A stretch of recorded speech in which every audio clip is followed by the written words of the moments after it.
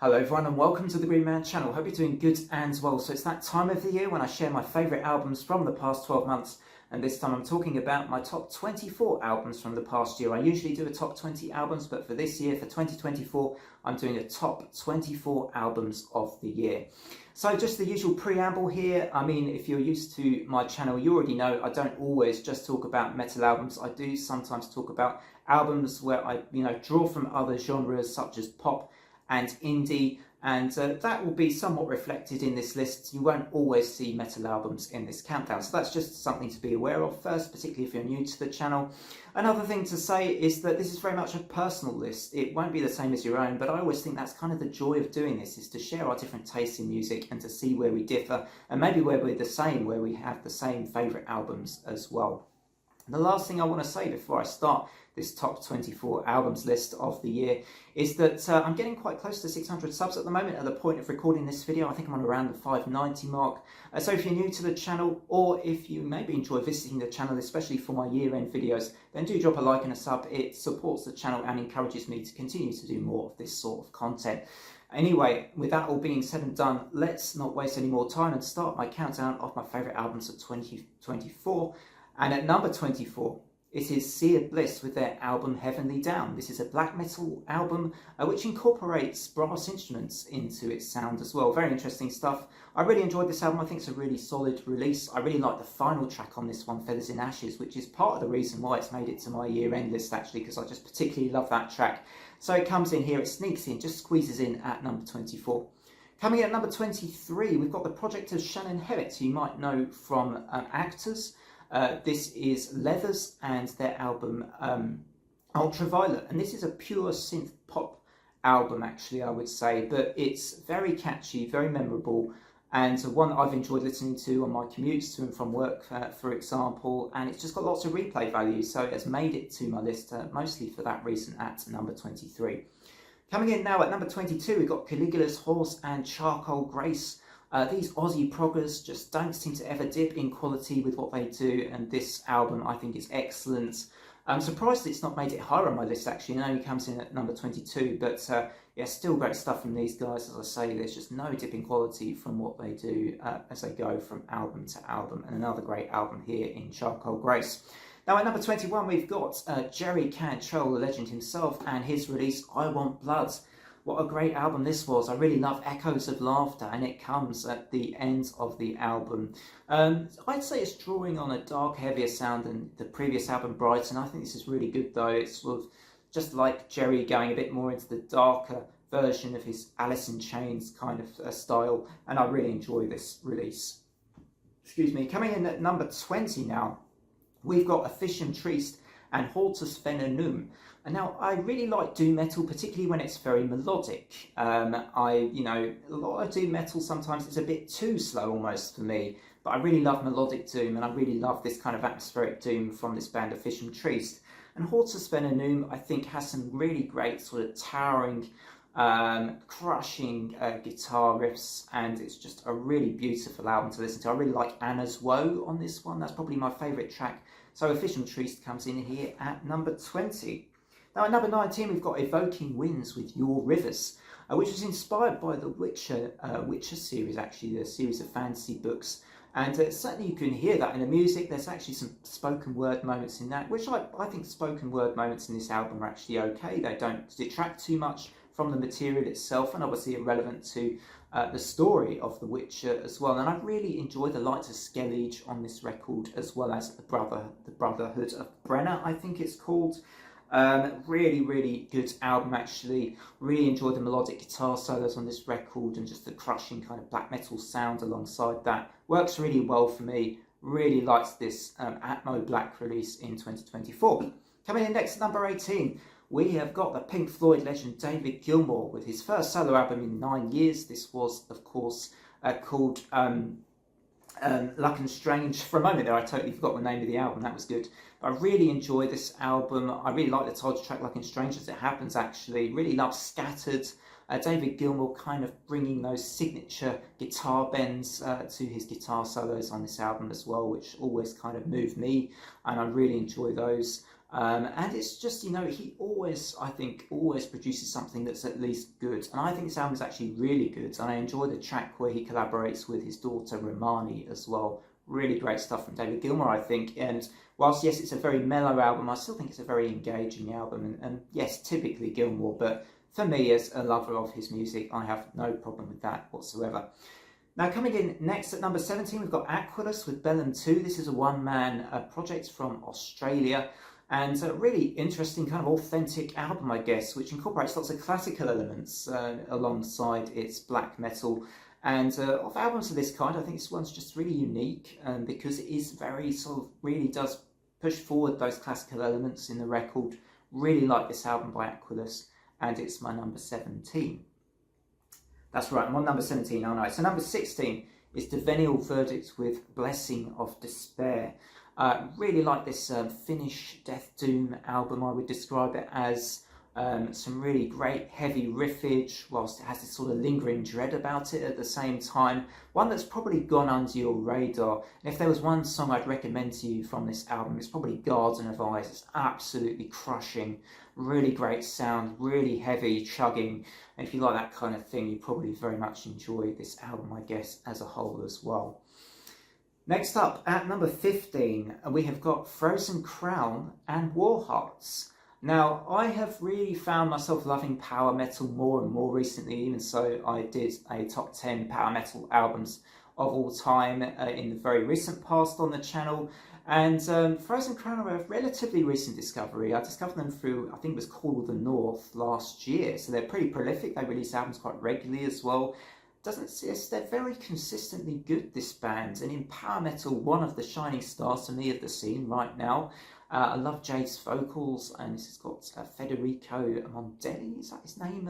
Apologies if I got that wrong, but fantastic guitarist and also vocalist in the band as well. 6 band members for this album, a new guitarist, yet again, no dip in quality. Another consistent band with another fantastic album. I think this is one of the more underrated albums of the year, this one. War Hearts, really enjoy this power metal. Yes, power metal can be cheesy, but can also be vital and energetic. It's exactly what you get from this album, with tracks like Bloodlines and Ice Dragon.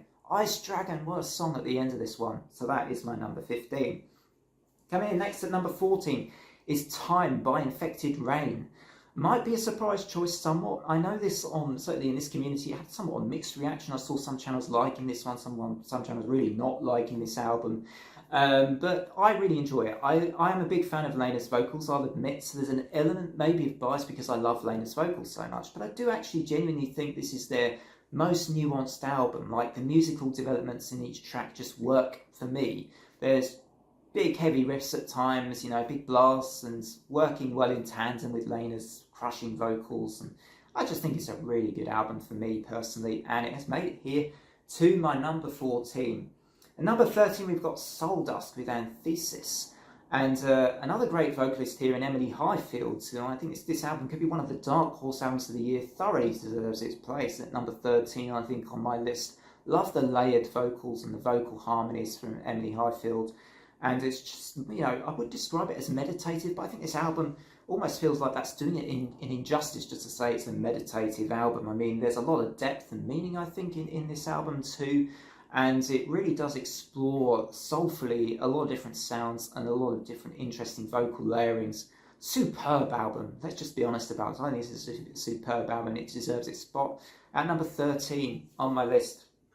Now, next up at number 12, low down really at number 12, considering how good this album is, it's Iotunn's Kinship, their second album. You might remember, those of you that watched my top 20 albums of 2021 back in the day, or back in 2021 really, that this was my album of the year, or that Access of Worlds was my album of the year. So Kinship comes in still very high here at number 12. I think this is a terrific album, again sort of showcasing those vocals of John Aldara, but doing so in a way which is also progressive and interesting, with some great guitar melodies and moments throughout the songs. I love Iridescent Way. I think it's a beautiful acoustic track on the album. I also love the opening track. I think it's called Kinship Elegiac or some weird title like that. It's a fantastic song, an epic opener to the album. For me, the album just slightly overstays its welcome, which is why it didn't quite make the top 10, because I'm a really big fan of this band, but didn't quite make the top 10. Now, coming in at number 11 and just missing out on the top 10, perhaps surprisingly, this is Opeth and the Last Will and Testament, an album I have been thoroughly enjoying.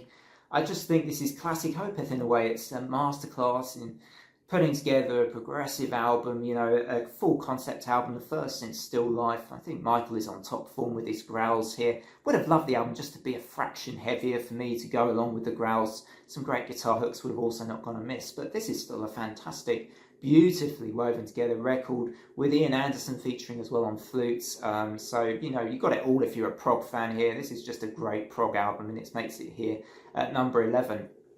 So now we go to the top 10. We're in the top 10, so I'm getting increasingly excited as we get towards my number 1 here. But at number 10, we've got Poppy, one of the big surprises of the year. I didn't really know what to expect when I went into this album, having heard her, I think, previous album, not being so sure about that. But wow, I mean, this album, it's like, you know, she has gone more in a metal and hardcore direction for sure here. And you discover just these incredible screams that Poppy has on this record. I mean, there's just some phenomenal performances, individual performances on the different tracks. And it's very diverse as well in a way. There's lots of variety on this Poppy album. But overall, it's actually a pretty fantastic record. And I am now, as I said in my review, a converted Poppy fan, a Poppy fanboy, if you will. And I'm quite happy to be a Poppy fanboy. And she makes my top 10 at number 10. Coming in at number 9 now, we have got Nightwish and Yesterwinds. And I kept saying Yesterwinds in my review, and I apologise for that. Someone did point out it's actually said Yesterwinds. And I think I knew that because I know that's how it's said right in the album, yet I still kept saying Yesterwind. So Yesterwinds by Nightwish is my number 9. I think this is personally their best during the Floor Jansen era with the bands. I think it allows, or it puts the spotlight more on Floor's vocals in different points in the album, and that works tremendously well, particularly as Nightwish are kind of more cinematic these days. I think you need to give Floor those moments to elevate the songs even more, to give them their climaxes and their great moments, which I thought the previous album just lacked for me. Absolutely love certain tracks on this album. I think it's Something Whispered, Follow Me, which I just think is unbelievably good, and Lantern Lights, and you know, songs like that are the reason. Children of Atta as well. Songs like that are reasons why this Nightwish album has made my top 10 this year as well, and it's, for me, a big return to form for this band, and I very much welcome it. Coming at number 8, another huge band, right? We've just talked about Nightwish. Maybe you can't get much bigger than them in a way, but when you're talking about Judas Priest, well, maybe you can. Judas Priest with Invincible Shield. It seems like this band are just about invincible at the moment. They don't know age. They are aging incredibly well with this record, and just a series of bangers front to back. It's going to be on a lot of lists this year. This legendary band, just no stops. I think, you know, great guitar work from Glenn Tipton here, and you know, it's just a really, and Richie Faulkner, of course, it's a really great album, and it's made it to my number 8. So now we move on to number 7, and it's a wild card. It's an album by the solo artist Julia Holter, and I thought this was my discovery. I thought this album was my discovery. So this is Julia Holter's most recent release called Something in the Room She Moves. And I thought this was my own discovery, right? But Anthony Fantano reviewed this album as well, and he gave it a very, very good score. But, you know, I agree with a lot of what he said in that review. It's a beautiful album. In a way, it's quite minimalist in approach, but at the same time, it's very creative. You know, there's some quirky things that she's doing in this album, but she's executing them incredibly well, as well as sort of having this sort of Kate Bush style about the music, you know, and really clever ways of layering her vocals and delivering some really interesting ambient, almost little songs that you could relax to. Yet at the same time, there are, you know, really great sort of ebbs and flows to this record as well, I think. So yeah, Julia Holter, Something in the Room She Moves, comes in here at number 7. Which moves us on to yet a second wild card in a row. That's 2 wild cards back to back for my top 10. And at number 6, well, it's actually probably the last wildcard, the last non-metal pick, I think, on this list. That is Ali X and Girl with No Face.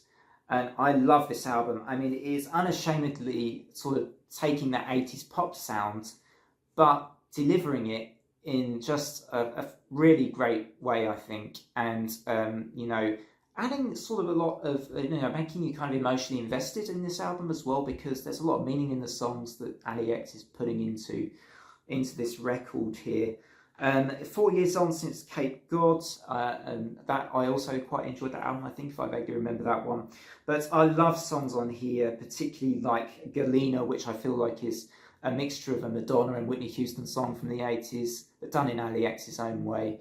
I really love Truly Dreams. The last track on this album is really stunning stuff, and you know, it's just a lot of really good songs on this one, which pushed this one up to number 6 on my year-end list for 2024. Now we get to the top 5. At number 5, we've got Evoking.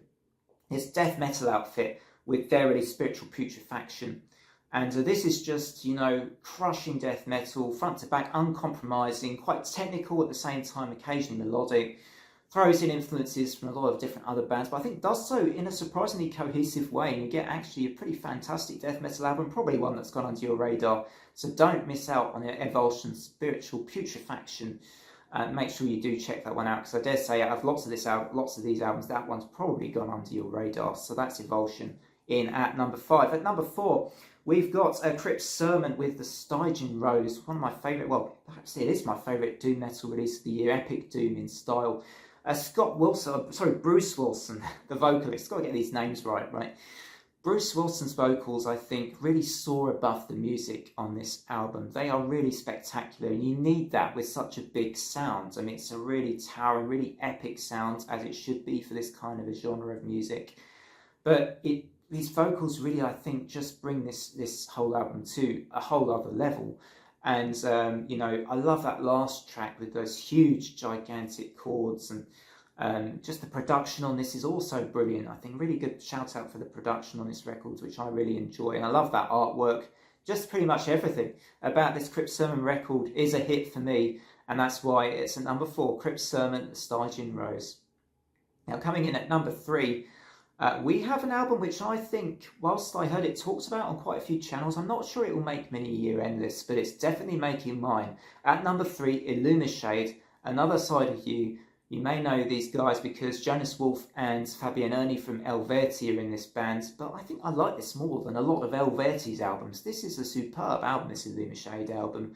This project, it is really quite stunning in places, with Fabian Erni hitting these money notes and yet Jonas Wolf weaving in his guitar work around her singing with consummate ease, despite, I think, you know, the kind of styles which you might think would be at odds at each other. But this is a brilliantly worked album from Illumishade, and it's my number 3 from 2024. What an absolutely crushing album. Coming in at number 2, we've got, wait for it, Not Loose, You Won't Go Before You're Supposed To. And these guys have been making waves, even sort of appearing on Jimmy Kimmel recently, and just giving a bit of a shock to those normies and mainstreamers, right? And that was actually pretty great to see, to be fair. But yeah, this album, the thing that stands out for me about Not Loose is their arrangements. And also for this album, actually, I have to say the production's great too. Like, this is an album that was designed to be loud, and it should be loud. It should absolutely smash you in the face with every single track, and that it does. But I also think it's clever the way they sort of have those interesting percussive moments in some of the songs, and it's not just like the bog standard metalcore. It's so much more than that, I think, and it's 27 minutes of just absolute madness and you know, pummeling metalcore riffs and hardcore screams and all sorts going on in that relatively short space of time. I absolutely love this album. I didn't actually properly discover it until about October, to be honest, and yet here it is at number 2, which leaves just my number 1, my album of the year, which, if you saw my review for this, you might not be surprised because it got a perfect score. It got a 10 out of 10, but for a change, it's not a prog album as my album of the year this time round. It is Unleash the Archers and Phantomar. What a superb album this is.